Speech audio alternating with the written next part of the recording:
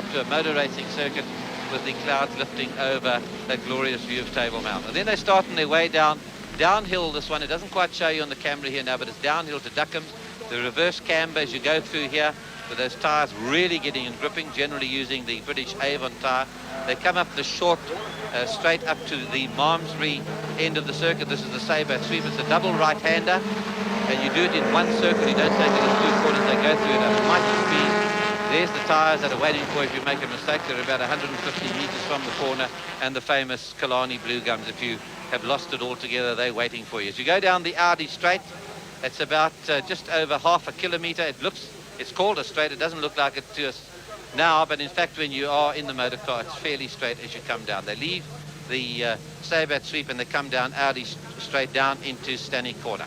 A lovely 308 Ferrari in the front there, and he'll be pulling off shortly. George has the advantage. They've got to be behind him when George Fishy, that is, when he comes to the line. He waits for the light to turn green as they go around the bank. Stanley Corner, nice angle here as they go around Stanley Corner, and you can see George Fishy. That's Graham Duxbury in shot now. George has got a much wider wing than Duxbury on his motor car. There's Ben Morgan in the Autofit Mazda, Chris Aberdeen in the red Bosel Audi. It's the first time out. Larry Wolford's there in the Sabat Skylands. They come to the line. It's all waiting for George. He'll be coming to the line in the gear that he wants to use. And look at that glorious shot as they come through. He's got to be across the line first, and he is. He's a car length ahead of Sorrell as they sweep away from the line. 10 laps to go. And on the brakes, it's Fishy goes in first.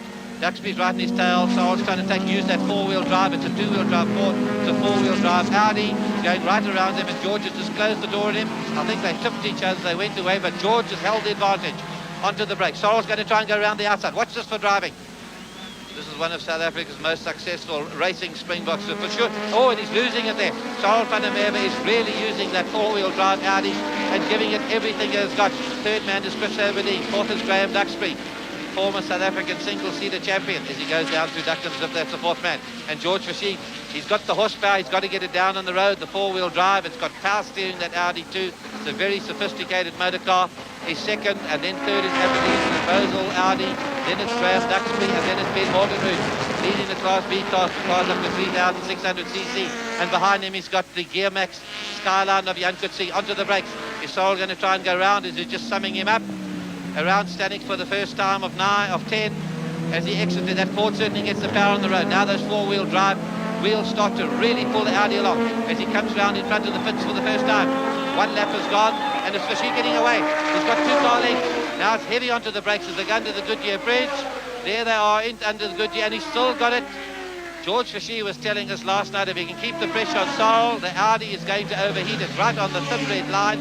And if he can keep the pressure on, he reckons the Ford is going to stay in there. All the red lights will be coming on the monitors in the Audi. It's a very sophisticated motor car. We'll be telling Sorrell to slow down if this race gets on and it stays at this pace. It's George Fishy out of Castrol. This is where the race is at the moment. Aberdeen, in his first drive in the Bosel Audi, is lying in third position. A great performance. He's going to be in a GTI a little bit later in the afternoon, the single-seaters. But look how close it is. Van der Merwe looking for a place. He hangs back there. The flames go out just behind the front wheel. That's the turbocharger. It's a two-wheel drive. It's a rear-wheel driven Ford, and I love the expression they got on that Ford. They've written on George's car, Voyager 1, and here it comes towards us. That's the nickname they've given the car. They've got on Duxbury's car, just taking off from the Audi Vorsprung durch Technique. They've got Ford Sprung der Perseverance, and that's what the Ford team has been doing as they exit Stanek the second time. George has got the advantage. Sorrell's there within a car length, but that Ford has got legs. As they come towards us, they're coming up to finish lap 2. They go so quickly, and George has opened it up again to 2 car lengths. As they come through, George Fishy, Sorrell van der Merwe, Chris Aberdeen, Graham Duxbury's next.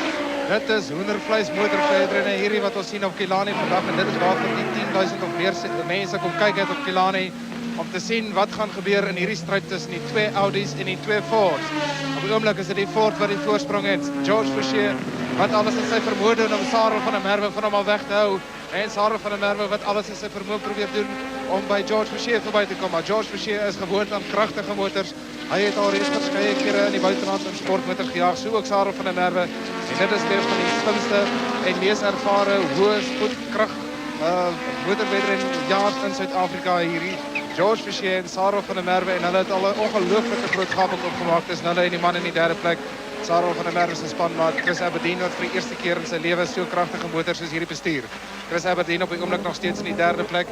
In die Bowsel Audi, die vierde plek is die ander selfs al voor, die van Graham Duxbury. Maar George Forshey en Sarel van der Merwe is hier in 'n absolute titaniese tweestryd gewikkel om die voorste posisie. Van der Merwe probeer aan die buitekant, en dan probeer aan die binnekant stap. Jy kan sien die brokkies van die bakwerk van George Forshey se motor wat daar van hom afbreek. Sarel van der Merwe speel nie speletjies as hy races jaag nie, so ook nie George Forshey nie. En George Forshey wat werklik hierdie baan baie smal maak vir Sarel van der Merwe.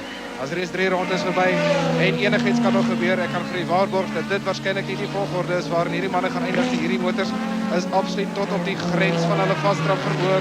Die engines werk so hard as wat hulle kan. Hulle werk met turbo aanjaars. Al twee hierdie van der Merwe probeer by die kant. Hulle werk met engine turbo beperkers van 48 mm. Dit is nie waar vir die turbo aanjaars ontwerp is nie. Hulle is ontwerp vir 52 mm. Van der Merwe aan die binnekant. Van der Merwe is aan die binnekant deur en hy het hom daar in Dakkum draai. Net vir 'n oomblik het George Forshey sy konsentrasie verloor. Van der Merwe het die geleentheid aangegryp en aan die binnekant verbygekom. En jy kan sien dat hy daar die vierwiel aangedrewe motor vir hom nou absoluut nog verder druk as die grens waartoe hierdie motor nog in staat is. Hulle is al reeds besig om die stadiger motors in te haal. Verder terug is daar nog steeds aksie om die vierde posisie. George Forshey is in die tweede plek nou af na Sarel van der Merwe. Derde is nog steeds Chris Aberdeen. Dan is dit Graham Duxbury. Die motors wat nou begin stadig gaan versprei langs die res van die renbaan af. Maar steeds, hier sien ons weer, dit is die verbygaan manoeuvre wat van der Merwe uitgevoer het. Absoluut ongelooflik. George het net aan die linkerkant voorgeskuif om sy lyn reg te kry. Van der Merwe sien die gaping as hulle voor hulle in Dakkums draai ingaan. En van der Merwe gebruik daardie gaping as niks wat Forshey kan doen nie. Van der Merwe het die voorsprong deur daardie draai en Forshey kan absoluut niks omtrent die saak doen nie. Verder terug in klas B is die stryd tussen Ben Borgenrud en Johan Coetzee om die klas B oorwinning in hierdie wedren, maar die aandag beslis bevestig op die twee voorlopers. Van der Merwe wat besig is om daai gaping oop te maak. En die voorsprong wat hy het, is besig om groter en groter te word. Hy het die voordeel van die vierwiel aandrywing in daardie Audi Quattro van hom. Well, the difference there is the four-wheel drive of the Audi, and Sarel van der Merwe has been engaged in a dogfight there. You can see just how heavy it does get as they get into the back markings. He comes past Larry Wilford, who's second at the moment in Class E behind Brindling. Now he's third actually, as George is still keeping up the pressure. These two Springboks have been in world sports car racing. Sarel 2 weeks ago at Daytona, where he came third in the Daytona 24-hour in the 962 Porsche. George is a legend in Japan driving the sports cars on the Japanese circuits. And here the two of them experienced men. Of course, they stars at Le Mans as well, and much in demand overseas for their driving skills. But you can see when Sarel gets into a dogfight, he can certainly handle himself. That four-wheel drive car, he's using it to the absolute limit. He knows how to drive it out of corners. At the moment we've got Aberdeen, it's halfway through the race, but it's not finished yet. As George said, keep the pressure up in that motor car.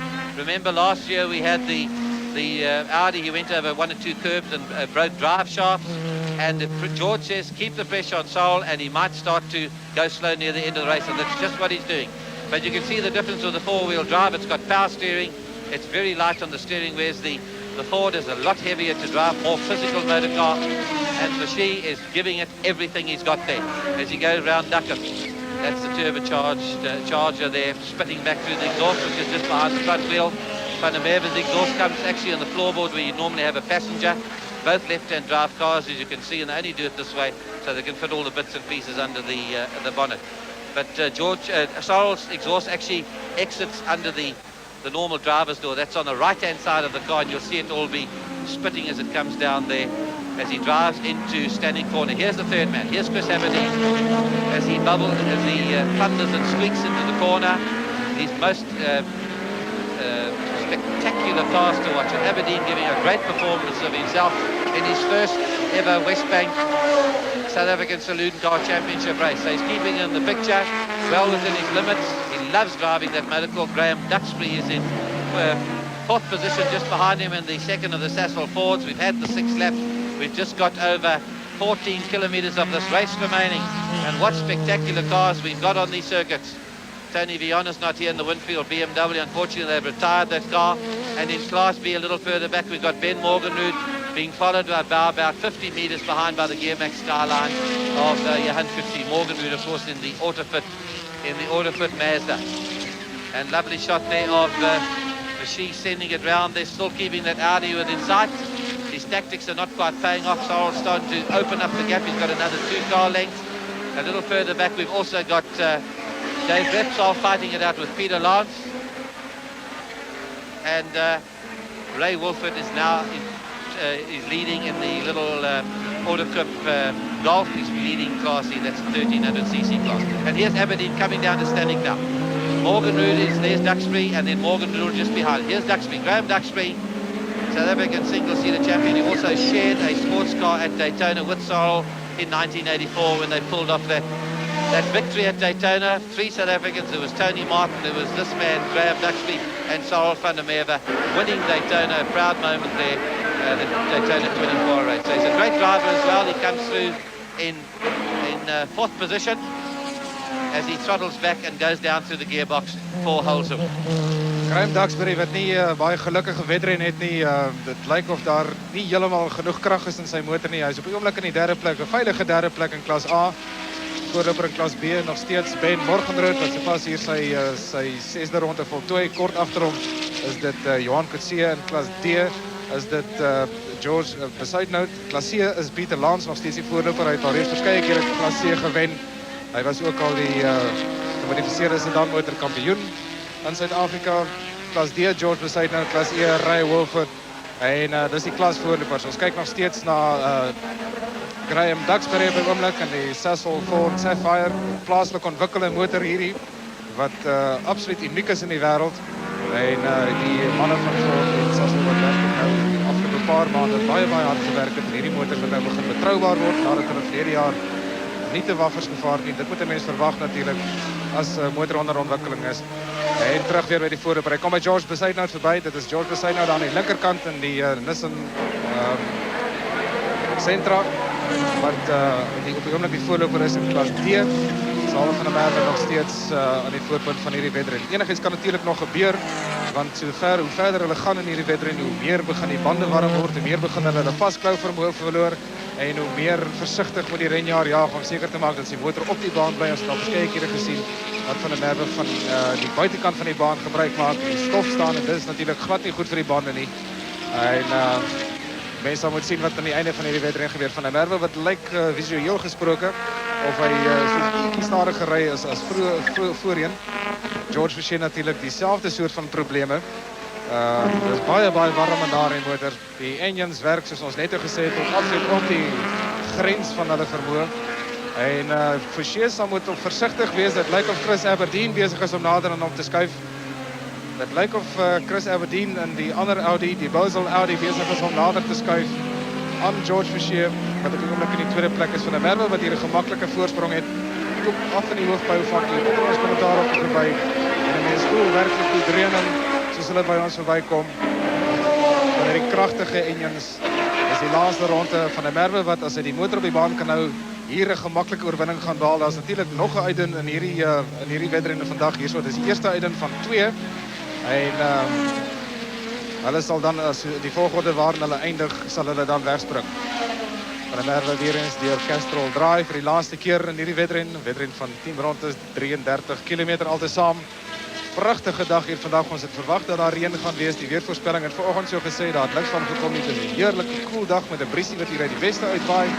Paar dun vlieswolke in die lug en meer as 10.000 mense op Killarney wat kom kyk het spesifiek na hierdie wedren vir Wesbank gemodifiseerde sedanmotors.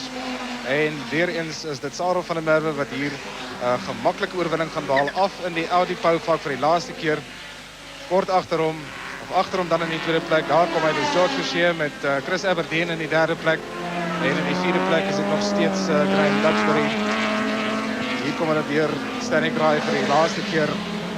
George Versheen wat besluit het dat hy hierdie wedren in die 2de plek gaan eindig. Hy gaan nie verder veg daarteen nie. Daar is natuurlijk nog altyd 'n volgende wedren waarin hy kan probeer om van der Merwe te kry. Die grote vlag is uit. Sorrell van der Merwe kom eerste oor die wenstreep in hierdie eerste uitdun in Wesbank gemodifiseerde sedanmotors. Tweede is dit George Versheen. 3de plek Chris Aberdeen. Uitstekende vertoning vir die eerste keer wat hy deelneem in hierdie kragtige Wesbank gemodifiseerde sedanmotorreeks. En hy het natuurlijk in sy lewe nog nooit so 'n kragtige motor bestuur nie. Van der Merwe dan eerste, tweede is dit George Versheen, derde was dit Chris Aberdeen, vierde, ons wag vir hom, hoort Graham Duxbury, daar kom hy af in die hoofbouwvak, hy hoort vierde te eindig, ja, kom hy verby. En dit is dan die klas A manne, die eerste 4. Well, Hendrik, that's why Saul van der Merwe is the Springbok motor racer that he is. A real scrap there in the front there. Saul winning it in the Audi 500 Turbo. George Fishy second in the Sassel Ford. Chris Aberdeen in the Bosel. That's his first drive, Bosel Audi third. Graham Duxbury in the Sassel Ford fourth. And Ben Morgenroot leading the 3600cc Class B ahead of Johan could see. He's in the Autofit Mazdas. Morgenroot could see in the Gearmax Skyline, and then it was Ivar Raj from East London. Class C won by Lance ahead of Repsol. Class D by Bezuidenhout.